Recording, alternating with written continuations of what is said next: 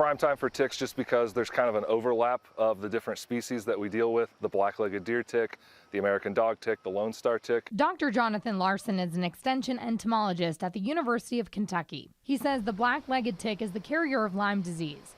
The Lone Star tick carries the red meat allergy, and the American dog tick carries Rocky Mountain spotted fever, which is the #1 tick-borne illness in the state. It feels kind of like a flu. Many people will experience a red rash on their hands and on their feet. It can be fatal if it's left untreated, and it often knocks people out for about a week to 10 days. Dr. Larson says it's important to note that not all ticks are infected, and that if it hasn't fed off of you, you're not at risk of disease transmission. Dr. Larson says ticks like to live in dark places, like overgrown, weedy areas. So a trail like this isn't necessarily a good spot for them because it's mowed down, though he says you could still find them here if they're dropped off by a host. If you're going to be doing some extreme gardening or brush removal or something to that effect, longer sleeves and longer pants, they protect you.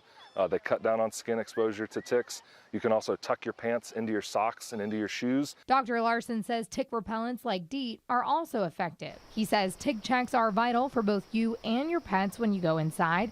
If one is feeding off of you or your pet, he says there's only one good way to remove it. Getting a pair of tweezers and gripping the tick's head as close to your skin as possible and pulling straight out, that's the best way to get the tick out of your body. Dr. Larson says he's getting a lot of tick calls this year as people try to find some relief from them. Mariah Conjito, WKYT.